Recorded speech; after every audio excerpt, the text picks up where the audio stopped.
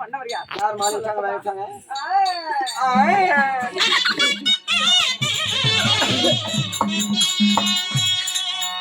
அரிய நம்மால முடிந்த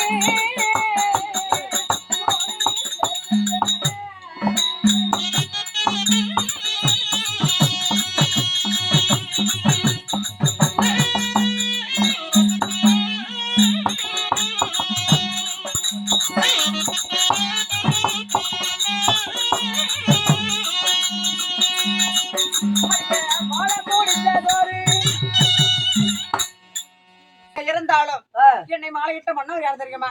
வளையாத வெல்வளைத்து இந்த வஞ்சிய வளை மாலையிட்டவர் அர்ஜுன மகாராஜன். அர்ஜுன மகாராஜன். சரி. ஆனால் அழகு மன்னன் அர்ஜுனரை மாலையிட்டு இருந்தாலும் ஐவருக்கு தேவி அழியாத பத்தினி பாஞ்சாலி ரகுபதாகவாக நான் விளங்கி வருகிறேன். Wait tell me so. ஐவருக்கு தேவி அழியாத பத்தினி பாஞ்சாலி. ஐவருக்கு தேவி அழியாத பத்தினி. எப்படி 5 பேர்த்துட்டு போயிட்டு நான் அபிஷாரி இல்லைன்னு சொன்னா ஆகுமா? பத்தினிங்கறியா? நான் எப்படி ஐவருக்கு தேவியானே? எப்படி அழியாத பத்தினியாக இருக்கிறேன் தெரியுமா? ஒரு சந்தேகம். என்ன உனக்கு சந்தேகம்? ஒருத்தர் தான் தாலி கட்டினாரு, வளையாத வெள்ளு வளைச்சு. சரி, 5 பேத்துக்கு எப்படி பொண்டாட்டியானா? அண்ணா அப்புறம் எப்படி நீ பத்தினி? முதலாக என்னை மாலையிட்டவரோ ஆனால் அழகு மன்னன் அர்ஜுனன். சரி.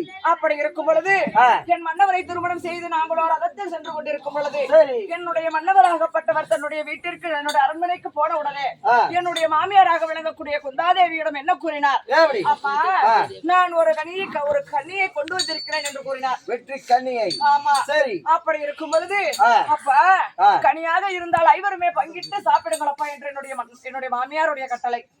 கண்ணின்னு சொன்னது அவரு கனின்னு. சரி. அப்படி இருக்கும் பொழுது அப்பா நான் கனியை கொண்டு வரவில்லை, ஒரு கன்னி பெண்ணை கொண்டு வந்திருக்கிறேன் என்று கூற பொழுது அப்ப நான் சரியான சந்திரகுலம் கோடு தவறாத ஒரு குலத்தில் வாக்கப்படும் அங்க போகுது. நாங்க சரியான சந்திரகுலம் கோடு தவறாத குருகுலத்தில் பிறந்து விட்டோம், வாக்கப்பட்டு விட்டோம். சொன்னது சொன்னதுதான். கனியாக இருந்தால் கன்னி, பெண்ணாக இருந்தால் என்ன, ஐவருமே மாலையிட்டு ஐவருமே தீர்க்கமாக வாழ்ந்து வாருங்கள் அப்பா என்று என்னுடைய மாமியாருடைய கட்டளை. அப்படி இருக்கும் பொழுது என் அண்ணனாக ஆதி பிறந்தாவனிடம் கூறும் பொழுது சங்கா நீ எப்படி பிறந்தாயோ பிறந்ததோ யாகத்தை பாஞ்சால யாகத்தை மனதில் இழந்தாயானால் கண்முன் தோன்றும் அந்த யாகம் மீண்டும் குதித்து வந்து அடுத்த வருடம் அடுத்த கணவரிடம் சேர்ந்து வாழ்வாயம்மா என்று கூறினார். வருஷத்துல ஒரு டைம் நான் நெருப்புல குதிப்பேன். அப்படியா? ஆமாடி. ஒரு வாட்டி நெருப்புல குதிச்சு ஆயிடுச்சு வாயா. அதனால இந்த வருஷம் முடியணும். இந்த வருஷம் முடியணும். ஆமா. சரி, ரைட். சொல்லு. அடுத்து 2026க்கு முன்னாடி குதிச்சிரும் பாரு. குதிச்சா ஒரு பங்கு மீறி இன்னைக்கு குதிச்சிடும் கூட. சரி. அப்படி இருக்கும் பொழுது எதற்காக இந்த நண்பனை தேடி வந்தாய்? உங்க வீட்டுக்காரர் பெரிய மூத்த வீட்டுக்காரர்